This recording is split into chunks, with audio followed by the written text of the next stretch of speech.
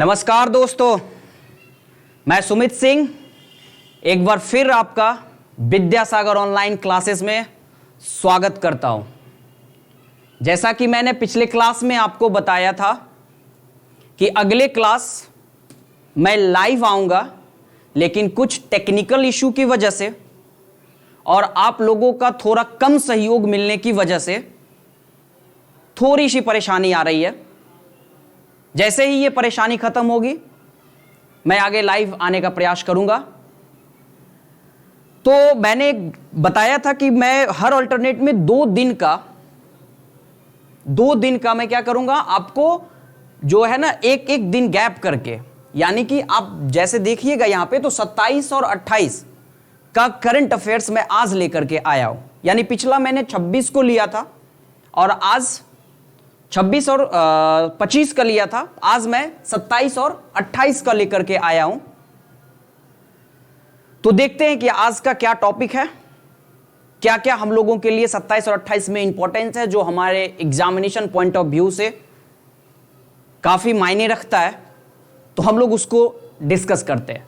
जब भी आपको ये वीडियो मिले आप उसको देखिए, रेगुलरली देखिए, अपने मित्रों से, अपने दोस्तों से, अपने सहयोगियों जो भी हैं आपके, उन सब से शेयर कीजिए, व्यूअर्स बढ़ाइए, सब्सक्राइबर बढ़ाइए, ताकि और मैं अपनी जो सर्विस है उसको और मैं इंप्रूव करके आपको और अच्छी से अच्छी सेवा मैं दे सकूं। तो चलिए देखते हैं आज का हमारा क्या टॉपिक है और क्या क्या हम लोगों ने चुना है। चलिए, तो जैसा कि आप पहले ही देख रहे होंगे, पहला जो हम लोगों का टॉपिक है वो बैंक से रिलेटेड एक टॉपिक है। बहुत अच्छा क्वेश्चन है। तो देखिए क्या है क्वेश्चन, हम लोग इसको देखने का प्रयास करते हैं, इसका आंसर ढूंढने का प्रयास करते हैं। तो देखिए क्या है पहला क्वेश्चन, किस बैंक ने राजस्थान और मध्य प्रदेश, कहां का बात किया है, राजस्थान और मध्य प्रदेश शहरी क्षेत्र की परियोजना के लिए 570 मिलियन अमेरिकी डॉलर ऋण देने की मंजूरी दी है। 2 शहर का, यानी कि यहां पे आप देखेंगे तो 2 स्टेट का जिक्र हुआ है। एक हुआ है राजस्थान का, दूसरा हुआ है मध्य प्रदेश का। और पैसे का अगर आप देखेंगे यहां पे तो देखिए कितने पैसे का जिक्र है, तो 570 मिलियन अमेरिकी डॉलर। क्लियर है? तो देखते हैं इसका आंसर क्या है। पहले ऑप्शन हम लोग देखते हैं, फिर आंसर हम लोग ढूंढने का प्रयास करेंगे। पहला जो हमारा ऑप्शन है वो है एशियाई बैंक, दूसरा बैंक है शहरी विकास बैंक, तीसरा है भारतीय स्टेट बैंक और चौथा क्या है ऑप्शन, फेडरल बैंक। क्या लगता है आपको क्या आंसर होना चाहिए? चलिए देखिए क्या होता है। एशियाई विकास बैंक, पहले ही लाइन में आपका आंसर मिल गया ना। एशियाई विकास बैंक ने राजस्थान और मध्य प्रदेश में शहरी परियोजना के लिए, यहां गौर कीजिएगा, कौन परियोजना के लिए, शहरी परियोजना के लिए 570 मिलियन अमेरिकी डॉलर, कितना डॉलर, 570 मिलियन अमेरिकी डॉलर ऋण देने की मंजूरी दी है। क्लियर है? तो पहला ही हमारे लाइन में, पहले ही लाइन से ये क्लियर हो गया कि आंसर हमारा क्या जा रहा है, ए जा रहा है। ठीक है, लेकिन इसके बारे में थोड़ा सा जानते हैं। ठीक है, देखिए क्या है, यह बैंक राजस्थान को कितना मिला, जैसे 570 में 2 स्टेट है, तो अब 2 स्टेट में कैसे डिस्ट्रीब्यूट किया गया, देखिए यह बैंक राजस्थान को दिया है कितना, 300 मिलियन डॉलर। कितना दिया है, 300 मिलियन डॉलर दिया है राजस्थान को। और इसमें क्या करेगा राजस्थान, तो राजस्थान क्या करेगा कि शहरों में पानी की आपूर्ति, स्वच्छता की बुनियादी ढांचे के लिए मंजूरी दी गई है।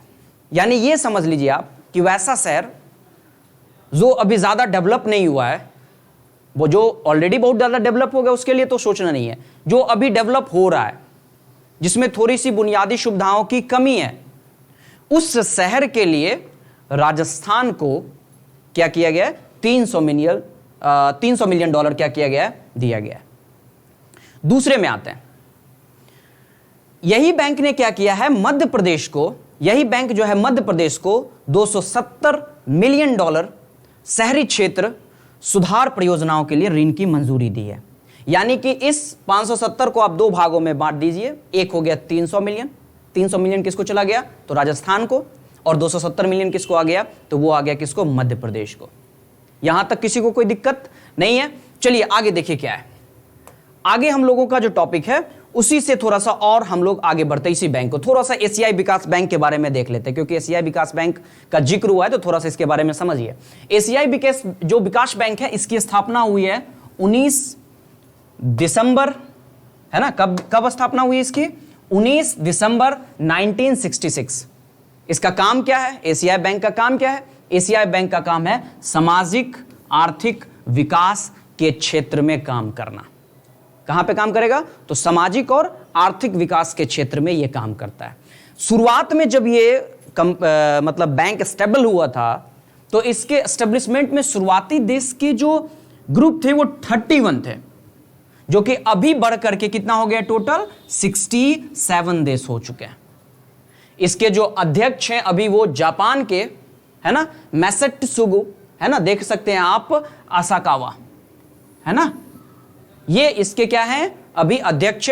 और इसका जो मुख्यालय है वो आप सिर्फ मनीला याद भी रखेंगे चलेंगे, लॉन्ग मित्रो मनीला, जो फिलीपींस का कैपिटल है, वहीं पर इसका मुख्यालय है।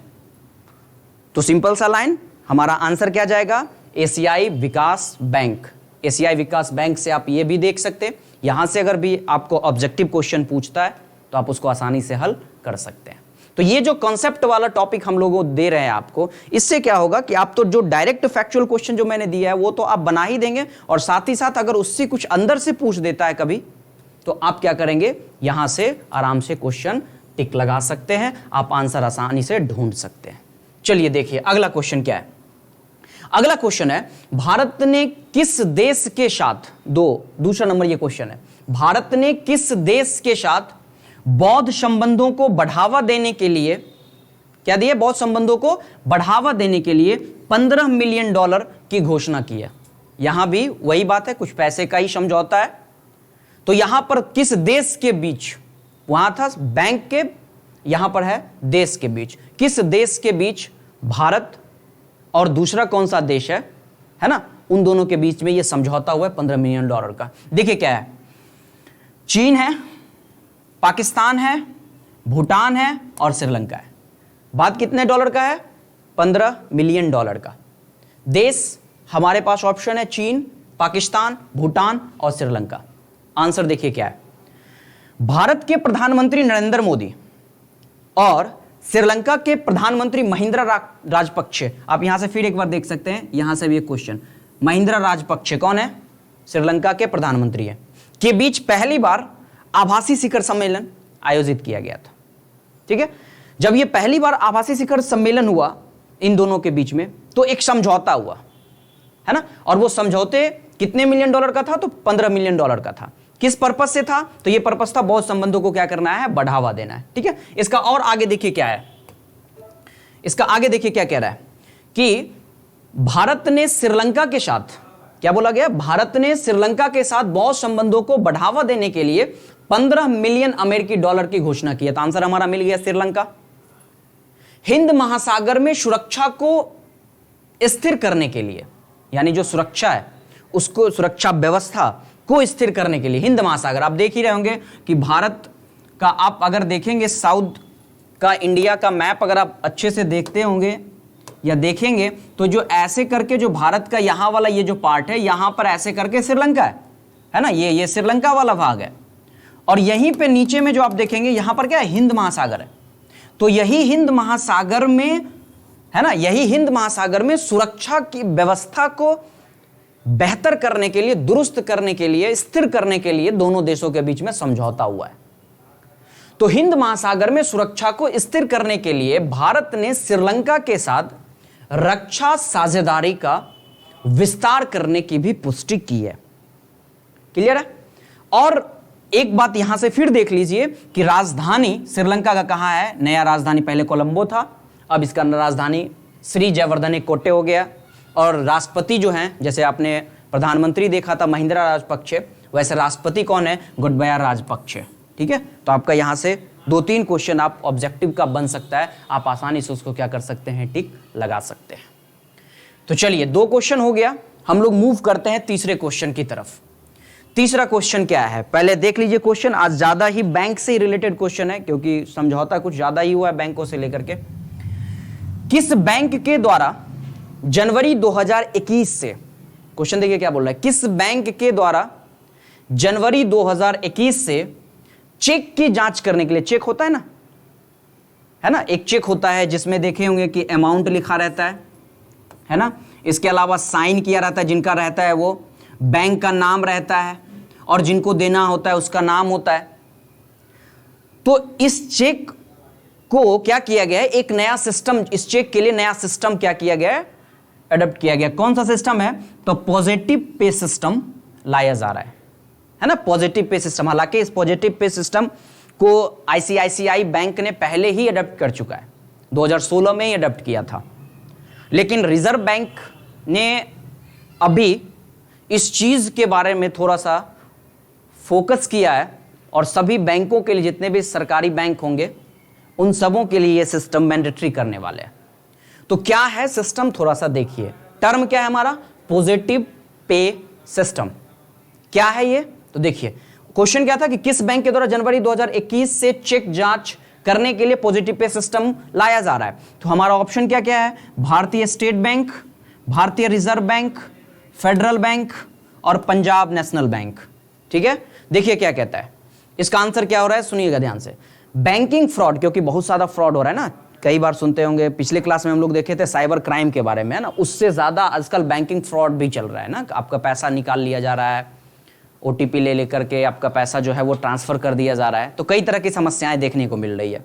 तो उसी को कम करने के लिए, है ना, उसी को कम करने के लिए भारतीय रिजर्व बैंक ने क्या किया, सिस्टम लाया। कौन सा, पॉजिटिव पे सिस्टम। क्या है, तो बैंकिंग फ्रॉड पर लगाम लगाने के लिए भारतीय रिजर्व बैंक ने एक नया सिस्टम लाया है, या एक नया सिस्टम लेकर के आया है। फ्रॉड को रोकने के लिए आरबीआई ने एक नया सिस्टम लाया है। क्या है सिस्टम, तो उसका क्या नाम था, पॉजिटिव पे सिस्टम। फिर इसका आंसर हम लोग देखते हैं आगे। इस सिस्टम का नाम है पॉजिटिव पे सिस्टम। इस सिस्टम को भारत में, पहले ही मैंने बता दिया था कि भारत में 2016 से ही आईसीआईसीआई पालन कर रहा है, इस सिस्टम को पहले से वो पालन कर रहा है। अब इस सिस्टम में है क्या, है ना, क्यूरियोसिटी हो रहा होगा कि आखिर ये पॉजिटिव पे सिस्टम है तो है क्या भाई, क्या चेक से रिलेटेड क्या हमें इंफॉर्मेशन चाहिए। तो देखिए क्या है, इस प्रणाली के तहत चेक के जरिए, किसके जरिए, चेक के जरिए, ध्यान से देखिएगा क्या बोला, इस प्रणाली के तहत चेक के जरिए 50,000 रुपये या उससे अधिक पेमेंट पे, 50,000 या उससे अधिक पेमेंट अगर हम करते हैं तो कुछ जानकारी आपको दोबारा कंफर्म कराना होगा।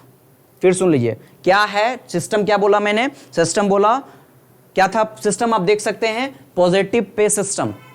किसने किया, तो भारतीय रिजर्व बैंक ने। और इस पे सिस्टम के थ्रू क्या बताया जा रहा है, तो 50,000 रुपये या उससे अधिक पेमेंट की अगर आप कहीं भी भुगतान कर रहे हैं, है ना, पेमेंट अगर आप कर रहे हैं तो उसका कुछ जानकारी आपको दोबारा देना होगा। क्या दोबारा देना होगा, तो इस प्रणाली में चेक जारी करने वाले का मोबाइल ऐप, जो भी आप मोबाइल ऐप के थ्रू चलाते हैं बैंकिंग सिस्टम को, एसएमएस, इंटरनेट बैंकिंग इत्यादि जो भी है, जैसे इलेक्ट्रॉनिक माध्यम से चेक के बारे में न्यूनतम ब्यौरा देना होगा आपको। चाहे आप एसएमएस के बारे में जानकारी एसएमएस से दें, चाहे आप मोबाइल इंटरनेट के माध्यम से दें, आप जैसे भी दें, चाहे मोबाइल ऐप के माध्यम से दें, आप जैसे भी देंगे तो आपको क्या करना पड़ेगा, न्यूनतम, थोड़ा सा यहां पे आप क्या कर लेंगे, इसको न्यूनतम कर लेंगे ना, थोड़ा सा इसको करेक्शन कर लेंगे, न्यूनतम ब्यौरा देना होगा। और इस ब्यौरा में क्या देना होगा आपको, तो इस ब्यौरा में लाभार्थी के नाम, प्राप्तकर्ता और राशि के बारे में जानकारी देनी होगी। यानी कि आपको फिर से कंफर्म करना होगा कि आप किनको पैसा दे रहे हैं चेक के माध्यम से। दूसरा, है ना, दूसरा क्या कि कितना राशि आप दे रहे हैं, आपको क्या करना पड़ेगा, कंफर्म करना पड़ेगा। तो ये आरबीआई ने एक नया सिस्टम लाया, अच्छा सिस्टम लाया, ताकि अगर आपके अमाउंट, जो आपके अकाउंट से जो अमाउंट डिडक्ट होंगे, उस अमाउंट का अगर लिमिट 50,000 या उससे ज्यादा का है तो बैंक आपसे एक बार कंफर्म होगी, उसके बाद वो चेक क्या करेगी, पे करेगी। चलिए देखिए अगला क्वेश्चन, यहां तक तो कोई दिक्कत नहीं होगा। चलिए नेक्स्ट क्वेश्चन हम लोग देखते हैं, अगले क्वेश्चन की तरफ बढ़ते हैं। अगला क्वेश्चन हमारा क्या है, कौन से मंत्रालय ने डेस्टिनेशन नॉर्थ ईस्ट, ध्यान से देखिएगा क्या बात कर रहा है, कौन से बैंक ने डेस्टिनेशन नॉर्थ ईस्ट 2020 कार्यक्रम का उद्घाटन किया है। तो यहां पे हमसे जो क्वेश्चन पूछा जा रहा है वो मंत्रालय के बारे में पूछा जा रहा है कि कौन से मंत्रालय। तो हमारे पास ऑप्शन क्या क्या है, केंद्रीय गृह मंत्री पहला, दूसरा पर्यटन मंत्री, तीसरा शिक्षा मंत्री, चौथा विदेश मंत्री। कौन से मंत्री या कौन से मंत्रालय के द्वारा? देखिए केंद्रीय गृह मंत्री अमित शाह, केंद्रीय गृह मंत्री अमित शाह ने क्या किया है कि देखिए ध्यान से, अमित शाह ने डेस्टिनेशन नॉर्थ ईस्ट 220 उत्सव का उद्घाटन किया है। तो आंसर मिल गया हमारा, क्या आंसर जा रहा है, केंद्रीय गृह मंत्री, और है कौन, अमित शाह। यह महोत्सव उभरता हुआ रमणीय स्थल, जो काफी अच्छा स्थल होता है, जो पर्यटन स्थल होता है, जहां पर्यटन की काफी अच्छी संभावनाएं होती है, और पर्यटन से देश की जीडीपी, उस क्षेत्र की जीडीपी, उस राज्य की जीडीपी, उस देश की अर्थव्यवस्था काफी ज्यादा मजबूत होती है। इसलिए कोई भी देश जो होता है ना, वो कहीं ना कहीं इस सिस्टम पे जो है, यानी किस चीज पे, तो पर्यटन पे काफी ज्यादा फोकस करता है। इससे क्या होता है कि विदेशी जो घूमने वाले लोग हैं वो आपके स्टेट में, आपके कंट्री में ज्यादा से ज्यादा विजिट करेंगे, और जब विजिट ज्यादा करेंगे तो ऑब्वियसली कहीं ना कहीं हमारा जो इकोनॉमिकल कंडीशन है वो ऑब्वियसली कहीं ना कहीं क्या होगा, इंप्रूव करेगा। तो वही यहां पे भी कह रहा है कि ये महोत्सव उभरता हुआ स्मरणीय स्थल, रमणीय स्थल के विषय के बारे में क्या किया गया, आयोजित किया जाएगा। इसका उद्देश्य क्या है, इसका उद्देश्य है नॉर्थ ईस्ट के पर्यटन स्थलों के साथ साथ, नॉर्थ ईस्ट जो भी हमारा स्टेट है, हम लोग देखेंगे कौन कौन से स्टेट इसमें आ रहे हैं, है ना, हम लोग स्टेट देखेंगे। पहले देखिए क्या कहता है, इसका क्या उद्देश्य है। इसका उद्देश्य है नॉर्थ ईस्ट के पर्यटन स्थलों के साथ साथ देश के विभिन्न संस्कृतियों को एक दूसरे से परिचित कराना। यानी पर्यटन स्थल को बढ़ावा देना तो है ही, पर्यटन स्थल तो बढ़ावा दिया ही जाएगा, और पर्यटन स्थल के साथ साथ जो है हमें क्या करना है, तो जो विभिन्न जो हमारे इंडिया में संस्कृति है, उस संस्कृति को भी एक दूसरे से क्या कराना है, परिचित कराना है। ये इसका पर्पस है। 4 दिवसीय कार्यक्रम में राज्यों, और देखिए फिर आगे क्या बोल रहा है, जो 4 दिवसीय ये प्रोग्राम चलने वाला है, और ये 4 दिवसीय जो कार्यक्रम चलेगा, इस 4 दिवसीय कार्यक्रम में क्या होगा कि राज्यों और क्षेत्र के पर्यटन स्थलों की ऑडियो विजुअल प्रस्तुति, राज्य के प्रसिद्ध और उपलब्धियां हासिल करने वाले व्यक्तियों के संदेश, प्रमुख स्मरणीय स्थानीय उद्यमियों के जो है ना, जो भी स्टेट में कुछ ऐसे लोग होते हैं जिन्होंने अपने स्टेट के लिए कुछ अच्छा योगदान किया हो, अपने देश के लिए कुछ अच्छा योगदान किया हो, तो उनके द्वारा क्या किया जाएगा, कुछ स्पीच दिया जाएगा। मुख्यमंत्री तो स्पीच देंगे ही, कुछ लीजेंड्स भी होंगे, वो भी कुछ स्पीच देंगे, और उस स्पीच के माध्यम से लोगों को कहीं ना कहीं पर्यटन के क्षेत्रों में, संस्कृति के क्षेत्रों में अवेयर कराया जाएगा। तो वही यहां पे कह रहा है कि उपलब्धियां हासिल करने वाले जो व्यक्ति होंगे वो संदेश देंगे, प्रमुख उद्यमी भी कुछ होंगे, जो इंडस्ट्रियल पर्सन होंगे, कुछ इंटरप्रेन्योर्स होंगे, वो सब भी क्या करेंगे, इस चीज के बारे में लोगों को जागरूक करेंगे, लोगों को बताएंगे। क्लियर है? इस कार्यक्रम में क्या है कि सभी 8 राज्य के मुख्यमंत्री और पर्यटन मंत्री का विशेष संदेश होगा। बोला ना मैंने शुरू में, क्या बोला कि जो मुख्यमंत्री है वो तो करेंगे ही संबोधित, वो तो करेंगे लोगों को प्रेरित। इसके अलावा पर्यटन मंत्री भी होंगे, और कुछ जो हमारे स्टेट में, उन क्षेत्र में जो अच्छे पर्सनालिटी हैं, जिन्होंने कुछ राज्य के लिए अच्छा योगदान किया, उनसे भी लोगों को रूबरू कराया जाएगा। तो ये स्टेट देखिए कौन कौन से हैं, और उनके कौन कौन से अभी सीएम है, मैंने उसको एक कलेक्शन करके दे दिया आपको। अरुणाचल प्रदेश पेमा खांडू, आप देख सकते हैं। दूसरा जो है आपका वो क्या है, दूसरा अरुणाचल प्रदेश के बाद क्या है, पेमा खांडू। दूसरा हो गया असम के सर्बानंद सोनोवाल। मणिपुर एन वीरेन सिंह। मेघालय कर्नाट संगमा।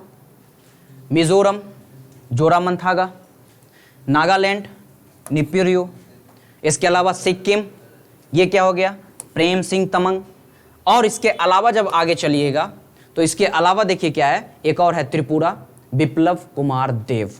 कौन है, बिप्लब कुमार देव। यानी भारत का जो आप इधर वाला जो स्टेट देख रहे होंगे, जैसे यहां से मैं अगर आपको थोड़ा सा नॉर्थ ईस्ट का अगर मैं परिचय करा दूं आपको थोड़ा सा इंडिया का, तो अगर आप देखेंगे थोड़ा सा इधर से ऐसे करते हुए, अगर आप यहाँ से देख पा रहे होंगे इस तरीके का जो हमारा इधर वाला जो स्टेट है पूरा, ये जो भारत से एक तो नॉर्थ है प्लस क्या है, एक तो नॉर्थ है ही भारत का प्लस क्या है ईस्ट वाला पार्ट। तो ये जो स्टेट है इसी को नॉर्थ ईस्ट कहा जाता है। इसी नॉर्थ ईस्ट स्टेट में है ना ये प्रोग्राम जो है वो इंप्लीमेंट किया जा रहा है। चलिए देखिए आगे क्या है हम लोगों का, आगे हम लोगों का क्या है थोड़ा देखिएगा नेक्स्ट में। चलिए अगला क्वेश्चन क्या हम लोगों का, जैव प्रौद्योगिकी विभाग क्या दिया है, जैव प्रौद्योगिकी विभाग ने नैदानिक जिसको क्लिनिकल ट्रायल कहा जाता है अनुसंधान के लिए किन किन देशों के साथ कार्यक्रम शुरू किया है। फिर से टर्म सुन लीजिए, कुछ टर्म जो है वो थोड़ा सा टिपिकल टर्म है, ध्यान से देखिएगा। नैदानिक है ना, नैदानिक अनुसंधान यानी क्लिनिकल ट्रायल। आप ये समझ लीजिए कि मेडिकल के क्षेत्रों में इंप्रूवमेंट लाना। तो ये क्या है कि कुछ देशों के साथ कार्यक्रम शुरू किया गया है। भारत तो है ही, भारत का जैव प्रौद्योगिकी विभाग जो है भारत विज्ञान प्रौद्योगिकी विभाग है ना, इसके अंतर्गत ही ये आता है ना।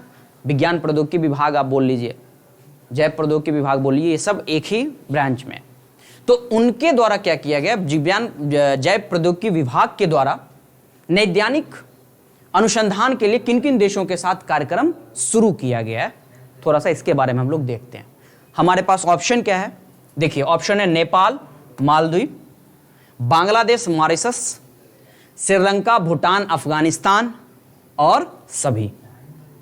मैंने कितने कंट्री का जिक्र किया, नेपाल, भूटान, 2, 3, 4, 5, 6, 7 है ना, 7 कंट्री। तो इनमें से कौन सा ऑप्शन सही जा रहा है, ठीक है। देखिए थोड़ा सा क्या ऑप्शन जाना चाहिए, सुनिए।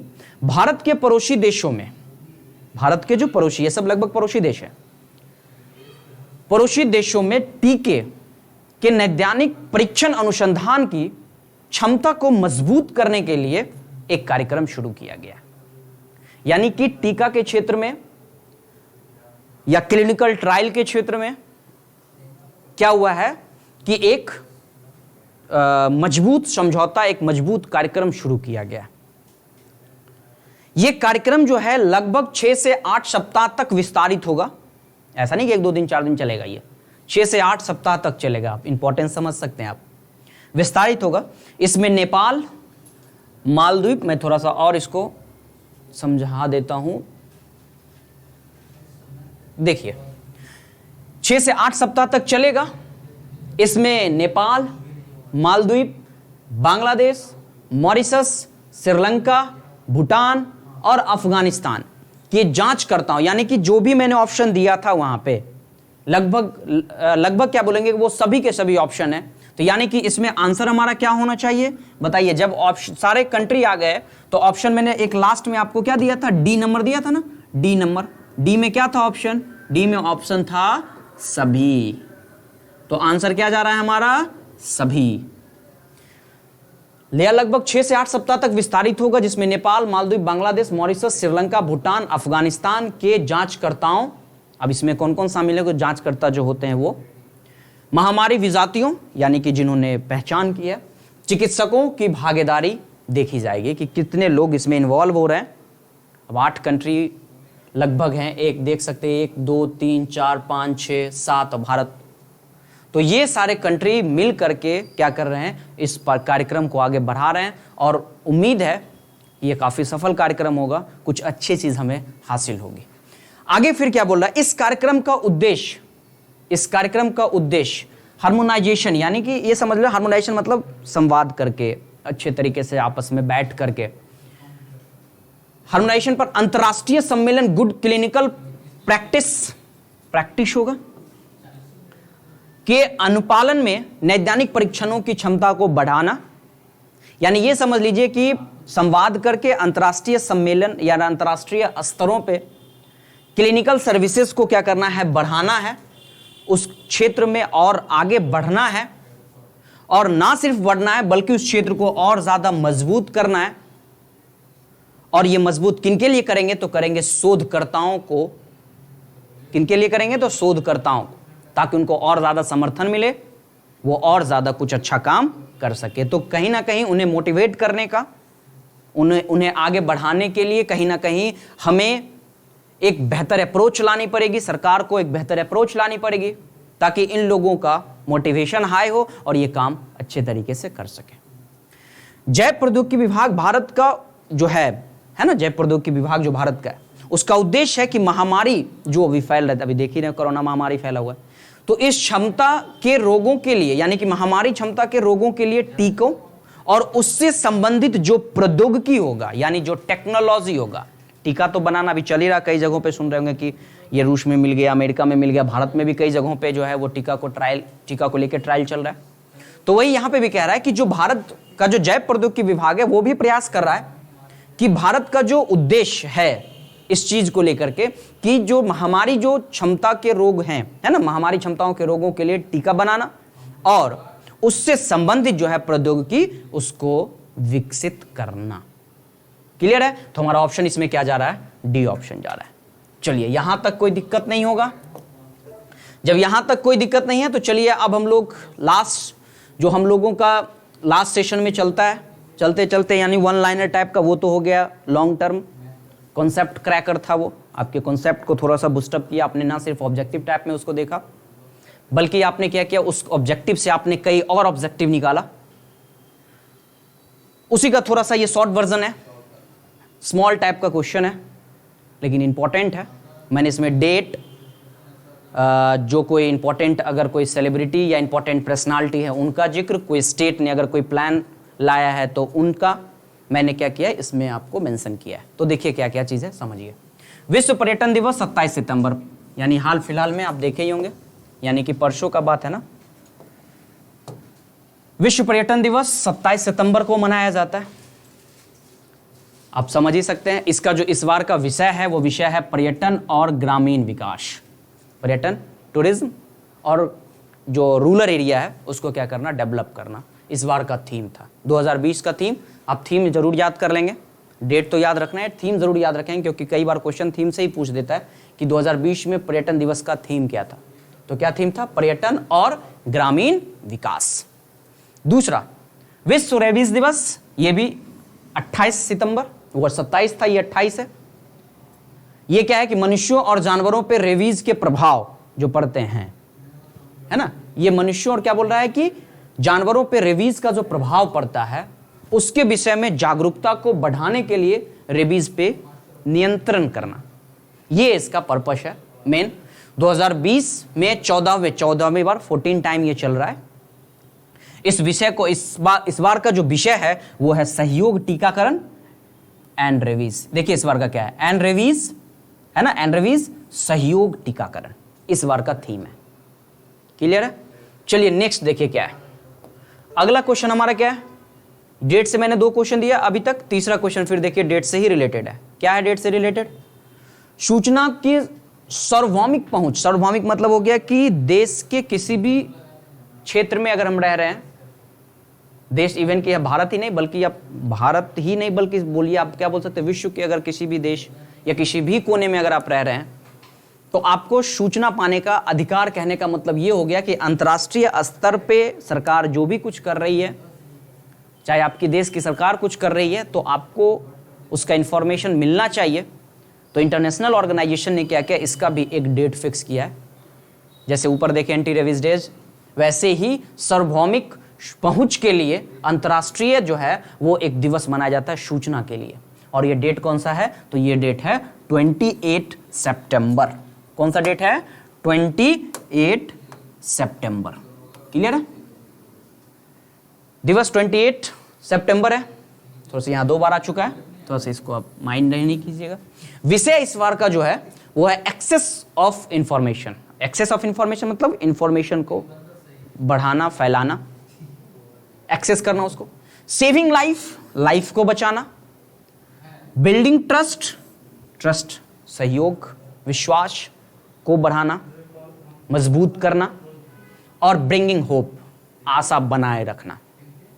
ये इस बार का मेन सूचना का जो हम लोग दिवस मना रहे, सार्वभौमिक दिवस, इसका मेन पर्पस क्या हो गया? तो इसका मेन पर्पस क्या है? Saving life, building trust and bringing hope.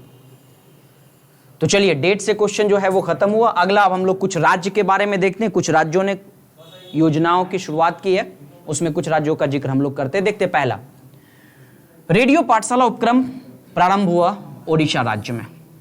कहां पे हुआ? ओडिशा राज्य में। और आपको पता होगा कि ओडिशा राज्य के जो भी मुख्यमंत्री हैं वो हैं कौन? नवीन पटनायक, ये हैं। इन्होंने ये क्या क्या उपक्रम किया? इसी का ये पॉइंट है, इसी का ये पॉइंट है। अगर कोई पूछ दे आपको कि रेडियो पाठशाला उपक्रम जो प्रारंभ किया गया है ओडिशा राज्य में, इसका मेन पर्पस क्या है, तो इसका पर्पस क्या है? आप यहां देखिए, पर्पस देखिए, 1 से 8 वर्ग का बात कर रहा है। 8 से 8 यानी 1 क्लास से लेकर के 8 क्लास तक के लिए रेडियो आधारित शिक्षण मंत्र तैयार कराने का कार्यक्रम सुनिश्चित किया गया है। समझ रहे? शिक्षण मंच एक तरीके से तैयार कराने का यह प्रोग्राम बनाया गया। तो आपको यह याद रखना है, रेडियो पाठशाला नवीन पटनायक जी के द्वारा शुरू किया गया है। और यह कौन से राज्य में? तो ओडिशा राज्य में किया गया। अगला देखिए क्वेश्चन, बिहार राज्य सरकार नीतीश कुमार जी के द्वारा क्या किया गया? बिहार के सर कौन है? नीतीश कुमार। बिहार राज्य सरकार बिजली, मल निष्करण, शौचालय, नल से पेयजल, मजबूत सड़कों के बारे में 7 निश्चय योजना, ये योजना है, कौन सा योजना? 7 निश्चय योजना को लागू करने का योजना बना रही है। तो आपसे डायरेक्ट क्वेश्चन पूछ सकता है कि जो 7 निश्चय योजना लागू करने का प्लान जो बनाया गया है वो किस सरकार के द्वारा बनाया गया? कौन से राज्य सरकार के द्वारा बनाया गया? तो कौन सा राज्य हो गया यहां पे? बिहार सरकार। क्लियर है यहां तक? चलिए देखिए अगला क्वेश्चन क्या है। अगला हमारा क्या है टॉपिक? एक और राज्य से रिलेटेड है, एक ने 2 और राज्य से रिलेटेड है। जम्मू एवं कश्मीर में आयुष मंत्री श्रीपाद योशो नाइक, देखिए क्या कह रहा है। जम्मू कश्मीर में आयुष मंत्री श्रीपाद योशो नाइक भद्रावह शहर में, जम्मू कश्मीर में भद्रावह शहर है, में पोस्ट डार्वेस्ट मैनेजमेंट, है ना, post harvest management centre for medicinal plant, जो हम लोग बोलते हैं जिसको मेडिसिनल प्लांट, की नींव रखी है। अब आपको पता होगा कि यहाँ पे ये तो केंद्र शासित प्रदेश अभी हाल में ही बना है, और यहाँ के जो अभी राज्यपाल जो हैं वो कौन है? मनोज सिन्हा। क्लियर है?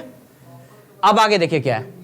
महाराष्ट्र पब्लिक हेल्थ डिपार्टमेंट के द्वारा, ये एक अच्छा न्यूज, देखिए क्या कहता है कि खुली सिगरेट और बीड़ी की बिक्री पर पूर्ण प्रतिबंध लगाया गया है। देखिए क्या कहता है, महाराष्ट्र पब्लिक हेल्थ डिपार्टमेंट के द्वारा क्या किया गया? खुली में सिगरेट और जो बीड़ी बिकती है, खुली में, मतलब समझ रहे हैं ना, ओपन बिकती है, उस पर पूर्ण प्रतिबंध लगा दिया। क्यों प्रतिबंध लगाया? प्रतिबंध इसलिए लगाया है क्योंकि जब खुली हुई बिकेगी तो उस पर क्या होगा कि स्वास्थ्य चेतावनी में काफी कमी होगी। जैसे आप देखते होंगे सिगरेट के ऊपर पे लिखा रहता है ना कि सिगरेट पीना स्वास्थ्य के लिए हानिकारक होता है। अगर ये खुले में बिक रही है तो उसमें क्या होगा? किसी भी प्रकार का कोई वैज्ञानिक चेतावनी नहीं होगी। तो फिर अगर किसी भी प्रकार का कोई बीमारी होती है तो हम लोग जो है ब्लेम सरकार को ठहरा सकते, क्योंकि आपने पहले इस चीज को इन्फॉर्म नहीं किया। तो इसलिए प्रतिबंध लगा दिया गया कि नहीं, खुले में जो है ना बीड़ी ना सिगरेट, इस तरीके का कोई भी जो है वो बिल्कुल ही मना कर दिया गया है बेचने के लिए। नेक्स्ट देखिए क्या है आपका, बीसीसीआई ने सीनियर महिला चयन समिति का अध्यक्ष, किसका बोला गया? बीसीसीआई ने सीनियर महिला चयन समिति का अध्यक्ष किनको चुना है? नीतू डेविड को चुना है। अभी हाल में ही ये चुने गए नीतू डेविड जी। और इस नीतू डेविड जो अभी हम लोग देख रहे हैं, इनसे पहले जो हमें जो भी थे सर्विस में, हेमलता कला,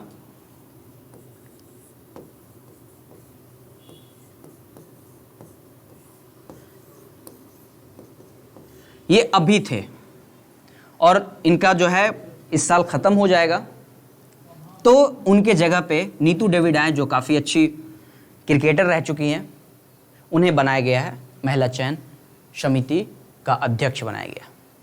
चलिए फिर देखिए अगला, अखिल भारतीय फुटबॉल महासंघ के वर्ष के सर्वश्रेष्ठ, यानी इस साल का बात हो रहा है, 2 खिलाड़ियों को चुना गया। इस साल जो है 2 फुटबॉलरों को चुना गया है। एक फुटबॉलर हैं गोलकीपर, दूसरे हैं मिडफील्डर।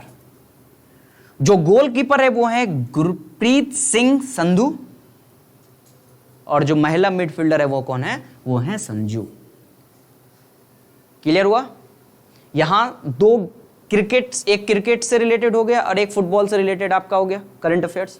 क्या हो गया? तो बीसीसीआई ने सीनियर महिला ये चयन समिति का अध्यक्ष बनाया किनको? नीतू डेविड जी को। और अखिल भारतीय फुटबॉल महासंघ जो हम लोग देख रहे हैं उनमें 2 फुटबॉलरों को चुना गया है। एक फुटबॉलर कौन हो गए? जो एक गोलकीपर हैं गुरप्रीत सिंह संधू, और दूसरा कौन हो गए? महिला मिडफील्डर कौन? संजू। क्लियर है यहां तक? चलिए वन लाइनर में थोड़ा सा और हम लोगों को जानना है क्या है वो देखिए। अगला जो हम लोगों का टॉपिक है वो है शांति स्वरूप भटनागर पुरस्कार, जो अभी हाल में ही दिया गया है। इनमें बहुत सारे क्षेत्र होते हैं, जैविक प्रौद्योगिकी क्षेत्र होता है, चिकित्सा क्षेत्र होता है, इसके अलावा रासायनिक विज्ञान श्रेणी में आते हैं। तो कई तरह के इसमें बने हुए हैं विभाग, उस विभाग के बारे में हम लोग देखते हैं। शांति स्वरूप भटनागर पुरस्कार 2020 का मैंने लिस्ट यहाँ पे दे दिया, नाम सहित लिस्ट दिया है, अब देखिएगा। सबसे पहला भौतिक विज्ञान श्रेणी, सबसे पहला भौतिक विज्ञान श्रेणी वो किन को गया है? तो डॉक्टर, अच्छा ये किन, पहले एक बात समझ लीजिए, ये दिया किधर जाता है, यानी कहने का मतलब किधर का, मेरे कहने का मतलब है कि किन लोगों को दिया जाता है, आखिर उनका योगदान क्या होता है।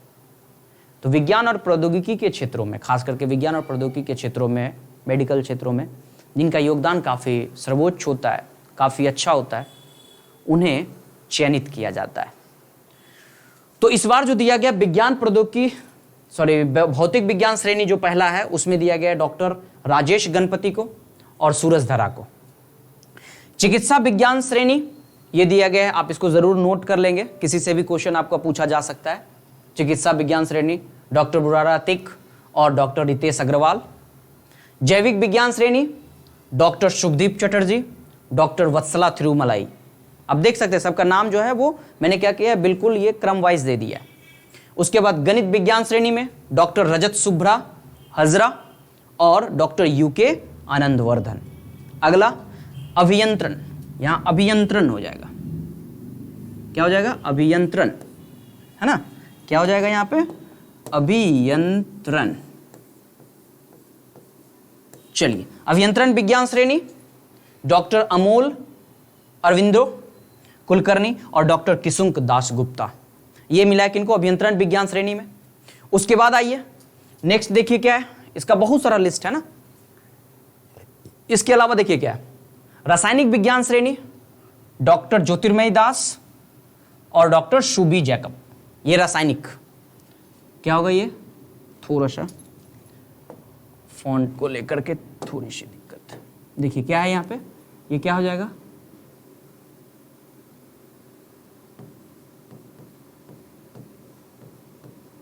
रासायनिक विज्ञान श्रेणी डॉक्टर ज्योतिर्मयी दास और डॉक्टर शुभी जैकब। और लास्ट पृथ्वी वायुमंडल महासागर और ग्रह विज्ञान के लिए इनमें दिया गया डॉक्टर अभिजीत मुखर्जी और डॉक्टर सूर्येंदु दत्त। क्लियर है यहां तक? तो ये जो अभी 7 लिस्ट था, ये लिस्ट किससे रिलेटेड था? शांति स्वरूप भटनागर पुरस्कार। उसके अलावा भी कुछ पुरस्कार है, थोड़ा सा देख लीजिए उसको। रूसी ग्रैंड पिक्स जो कि क्या बोलते हैं, फॉर्मूला रेसर जो होते हैं उनको दिया जाता है। और उनमें जो 2020 रूसी ग्रैंड पिक्स होता है, इसमें बहुत सारे होते हैं, ब्रिटिश ग्रैंड पिक्स होता है ना, रूसी ग्रैंड पिक्स होती है, ऐसे करके बहुत सारे फॉर्मूला रेसिंग के चलते हैं। तो इसमें इस बार जो रूसी ग्रैंड पिक्स का विजेता रहे वो रहे हैं वॉल्टेरी वोटास। कौन रहे हैं? वॉल्टेरी वोटास, जो कहाँ के हैं? जो कि फिनलैंड के हैं। क्लियर है? आगे देखिए, खादी ग्रामोद्योग के नए नियुक्त सलाहकार। अभी खादी ग्रामोद्योग जो चल रहा है ना, खादी से लेकर के वस्त्र से लेकर के जो अभी तो उसके नए सलाहकार जो भी नियुक्त किए गए हैं, वो नियुक्त किनको किया गया है? वो किया गया सुनील शेट्टी, जो कि बॉलीवुड के एक्टर हैं। आगे देखिए, अमेरिका के राष्ट्रपति डोनाल्ड ट्रंप ने एमी कॉनी बैरेट को सुप्रीम कोर्ट की नई न्यायाधीश के रूप में क्या किया है? नामित किया। ध्यान से देखिएगा, नई न्यायाधीश, इसका मतलब है कि कोई ना कोई इससे पहले भी रहे होंगे, है ना? इसका मतलब है कि कोई ना कोई इससे पहले भी रहे होंगे। तो जो पहले रहे हैं उनका क्या नाम है? ब्रेट। ध्यान से देखिएगा थोड़ा सा, क्या है ये? ब्रेट है। तो इसको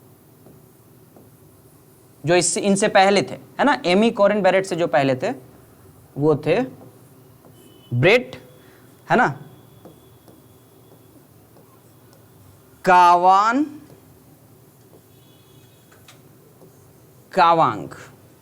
ये इससे पहले, इनसे पहले थे, है ना, ब्रेट कावांग इनसे पहले थे। यानी इनका जो है 2020 अक्टूबर में खत्म हो जाएगा, उसके बाद ये जो है वो नामित होंगे। अगला देखिए, नेक्स्ट, प्रख्यात अर्थशास्त्री डॉक्टर ईशर अहूवालिया, जिन्हें पद्म भूषण अवार्ड भी मिल चुका है, तीसरा आप बोल सकते हैं कि सर्वोच्च पुरस्कार होता है, उनसे इनको सम्मानित 2009 में किया गया था। तो 26 सितंबर को क्या हो गया? इनका देहांत हो गया। क्लियर है? एक और लास्ट हम लोग देहांत देख लेते हैं, जसवंत सिंह, है ना, कौन? जसवंत सिंह की मृत्यु 27 सितंबर को हो गई। आपको पता ही होगा, बीजेपी के ये जिस समय बीजेपी बन रहा था उसके भी ये एक तरीके से कार्यकारी अध्यक्ष रह चुके हैं, कार्यकारी मेंबर रह चुके हैं। उसके अलावा ये मंत्रालय के भी पोस्ट भी संभाल चुके हैं। तो इनका भी अभी हाल फिलहाल में निधन हो गया। पिछले क्लास में मैंने एक टॉपिक बताया था यूएन महासभा के बारे में, याद होगा, जो अभी चल रही है 75th कॉन्फ्रेंसिंग चल रही है। 15 से लेकर के 30 तक का डेट था, थोड़ा सा उसको सुधार लीजिएगा। 15 से लेकर के कितने तक का डेट था? 30 तक का डेट है, जिसमें नरेंद्र मोदी ने आज से 3 दिन पहले ही संबोधित कर दिए, है ना। मैंने उसमें 2 अक्टूबर बताया था। एक्चुअली 2 अक्टूबर को नरेंद्र मोदी जो हैं वो एक वैभव करके एक संस्था, जो खास करके आईआईटी कानपुर में एक संस्था है, उसको वो संबोधित करेंगे। तो यहाँ थोड़ा सा ध्यान से रखिएगा कि 15 से 30 के बीच में यूएन महासभा जो है अभी चल रहा था, 75वीं चल रही थी, जिसमें नरेंद्र मोदी ने कॉन्फ्रेंस कर दिया था। तो आज का टॉपिक जो हमारा था ये इतना ही टॉपिक था। 27 और 28 का मैंने टॉपिक उठाया था, और इतना टॉपिक हम लोगों के लिए काफ़ी ज़्यादा इंपॉर्टेंट था। आप इस टॉपिक को अगर अच्छे से आप देख लेते हैं तो इससे रिलेटेड जितने भी क्वेश्चन बनेंगे आप उसको आसानी से हल कर पाएंगे। क्लियर है? तो चलिए हम लोग देखते हैं कि आगे हम लोगों का इसके बाद लास्ट है ये। बाकी आप हमसे YouTube पे तो मिल ही रहे हैं, आप Facebook पेज पे भी हमसे मिल सकते हैं। टेलीग्राम चैनल है, उस टेलीग्राम चैनल पे भी आप हमसे जुड़ सकते हैं। इसके अलावे अगर आपको किसी भी तरीके का कोई समस्या होता है तो आप कमेंट बॉक्स में लिखेंगे, मैं प्रयास करूंगा कि आपकी समस्याओं को जल्द से जल्द दूर किया जाएगा। और आप ज़्यादा से ज़्यादा लोगों तक शेयर करें, सब्सक्राइब कर लें, और उसके बाद बेल आइकन बटन जरूर दबा लें, क्योंकि जैसे ही विद्यासागर ऑनलाइन क्लासेस से किसी भी तरीके का कोई नोटिफिकेशन अगर आता है, किसी भी तरीके का कोई इंफॉर्मेशन अगर आता है, तो वो आपके मोबाइल में सबसे पहले पहुंच जाएगा। तो इसके लिए आपको क्या करना पड़ेगा? आपको क्या करना पड़ेगा? सब्सक्राइब करना होगा, बेल आइकन बटन दबाना होगा, और ज़्यादा से ज़्यादा लोगों के बीच में शेयर करना होगा। उम्मीद करते हैं कि आप अच्छे से समझे होंगे और आप शेयर करेंगे। मिलते हैं हम लोग अगले वीडियो में, तब तक आप अपना ख्याल रखें। Take care, thank you.